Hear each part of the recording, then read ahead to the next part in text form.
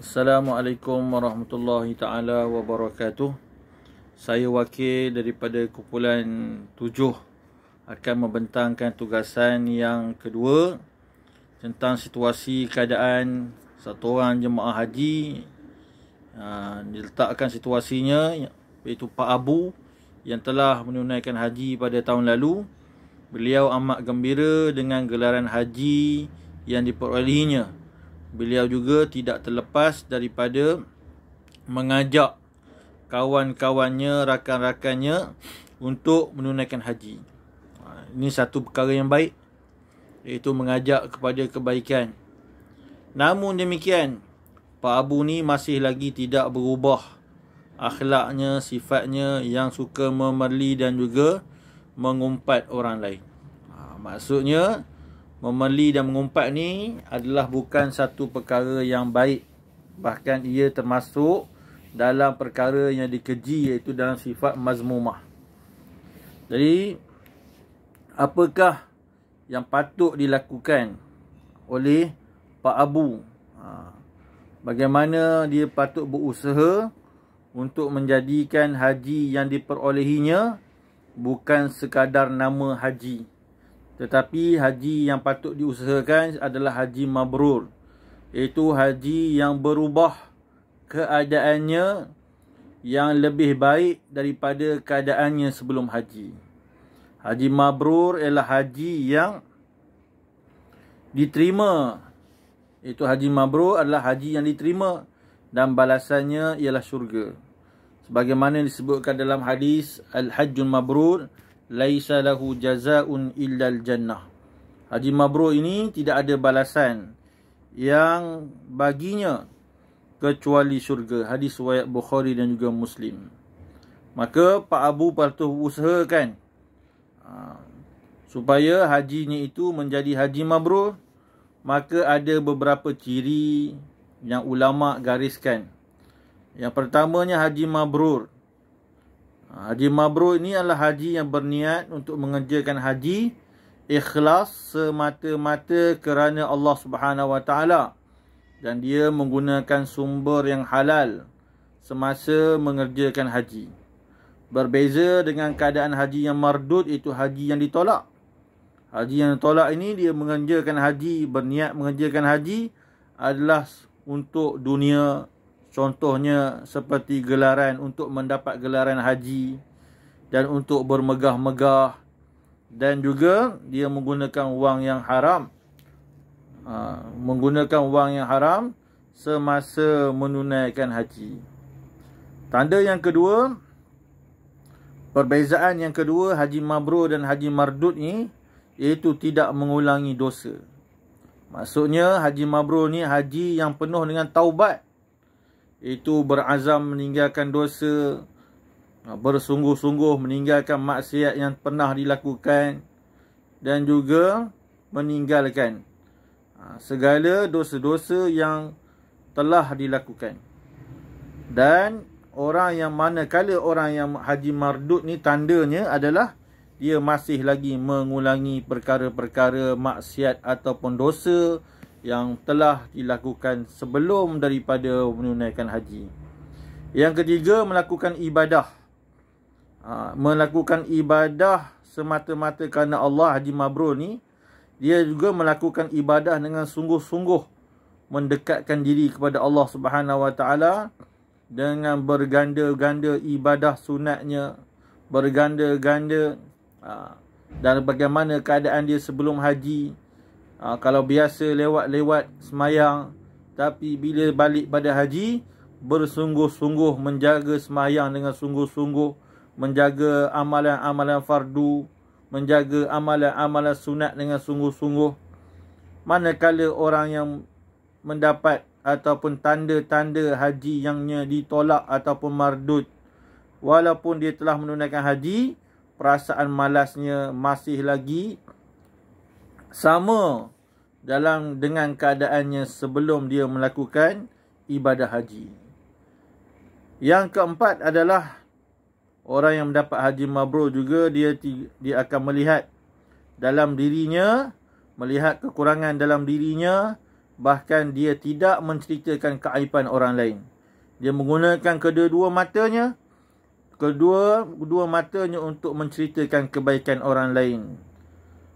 Dan juga dia tidak bercakap, tidak menggunakan mulutnya, melainkan untuk menceritakan tentang kebaikan. Manakala orang yang haji mardud ini adalah orang yang bercakap ataupun melakukan perkara yang buruk. Bercakap ataupun melakukan perkara yang buruk terhadap diri orang lain. Jadi dalil daripada Al-Quran, Nabi sebagaimana Allah Subhanahu Wa Taala sebutkan dalam surah Al-Baqarah ayat 197, A'udzubillahi minasyaitonirrajim. Al-hajju ashhurum ma'lumat. فَمَنْ فَرَضَ فِيهِنَّ الْحَجَّ فَلَا رَفَثَ وَلَا فُسُوقَ وَلَا جِدَالَ فِي الْحَجِّ. Maksudnya, orang yang mengerjakan haji itu adalah musim haji itu ada beberapa bulan. Al-hajju ashhurum ma'lumat.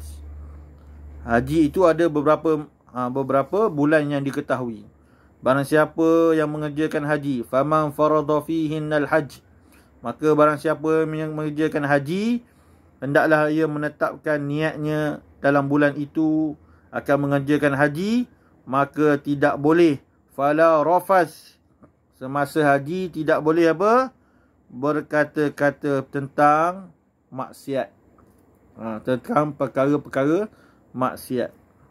Tidak juga wala fusuk, tidak juga melakukan perkara-perkara yang fasik, wala jidal, dan juga tidak berdebat di masa mengerjakan haji. Jadi perlu diusahakan, Pak Abu perlu usahakan bagaimana hajinya itu mendapat haji yang diterima oleh Allah Subhanahu Wa Taala. Dalil daripada hadis Nabi SAW, orang yang untuk mendapatkan haji mabrur ni, untuk mendapatkan haji mabrur semasa mengerjakan haji, Nabi SAW suruh memperbanyakkan it'amut ta'am, untuk memperbanyakkan memberi makan, semasa menggunakan haji, dan juga watibul kalam, iaitu dengan berkata-kata baik. Sebagaimana maklum, haji ni penuh dengan kesusahan, kesesakan, maka perlu berkata-kata yang baik, perlu memberi makan kepada jemaah-jemaah haji yang datang untuk mendapatkan haji yang mabrur. Di antara amalan yang khusus untuk meraih haji yang mabrur, iaitu dengan bersedekah, sama ada semasa haji ataupun setelah pulang daripada haji, dan juga berkata-kata dengan perkataan-perkataan yang baik. Maka dalil daripada hadis, tidak ada balasan bagi haji mabrur kecuali syurga. Al-hajju mabrur laisa la jazaa'un illa jannah. Manakala dalil daripada akal, dalil akli ini Ibn Rajab rahimahullah berkata, maka haji mabrur adalah terkumpul di dalamnya amalan-amalan baik dan menghindari perbuatan-perbuatan dosa. Saya ulangi, kata Ibn Rajab rahimahullah, haji mabrur ialah terkumpul di dalamnya amalan-amalan yang baik. Terkumpul di dalamnya amalan-amalan yang baik dan menghindari perbuatan dosa. Maka situasi Pak Abu yang mungkin masih kurang penghayatannya dalam melaksanakan ibadah haji dan juga falsafah haji, walaupun dia merasa gembira dapat melaksanakan ibadah haji pada tahun yang lalu. Ini satu nikmat. Bila kita dapat nikmat, kita gembira.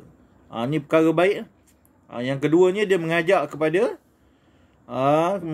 kepada kebaikan.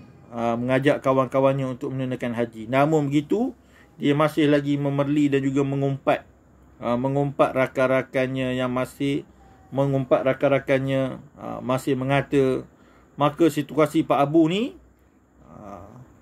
selain penghayatan yang pertamanya, selain pada penghayatan, Pak Abu ni masih lagi kurang pemahaman dalam pelaksanaan ibadah haji, sehingga merisikokan ibadah hajinya.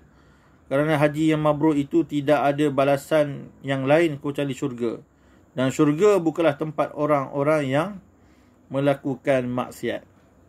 Situasi yang ketiga, bagi Pak Abu, kemungkinan Pak Abu juga tidak berniat mengerjakan haji kerana Allah. Dia lebih mementingkan status sosial dalam masyarakat, merasa bangga diri, merasa ujub kerana sudah naik haji. Sesungguhnya perasaan itu adalah penyakit hati. Itu adalah penyakit hati. Sekiranya hati itu baik, maka keseluruhannya juga akan jadi baik. Apabila hati itu buruk, maka buruklah keseluruhannya. Ibadah haji merupakan madrasah sabar. Ia banyak mendidik hati untuk merasa sabar pada setiap ujian. Kesimpulannya, yang menilai seorang itu mabrur ataupun mardud tertolak adalah Allah Subhanahu Wa Taala semata-mata. Maka para ulama hanya menjelaskan tanda-tanda haji mabrur sesuai dengan ilmu yang telah Allah Subhanahu Wa Taala kurniakan kepada mereka. Jika tanda-tanda ini ada dalam ibadah haji seseorang, maka hendaklah mereka bersyukur atas taufik Allah Subhanahu Wa Taala. Jika kita semua haruslah berusaha, dan berdoa kepada Allah Subhanahu Wa Taala, berharap agar ibadah kita, amal ibadah kita, solat, zikir, haji kita diterima oleh Allah Subhanahu Wa Taala. Rabbana taqabbal minna innaka antas samiul alim. Namun jika tanda-tanda itu tidak ada, maka harus kita muhasabah dan berusaha beristighfar dan terus membaiki dalaman diri kita. Sekian daripada saya. Wallahu alam bisawab. Assalamualaikum warahmatullahi taala wabarakatuh.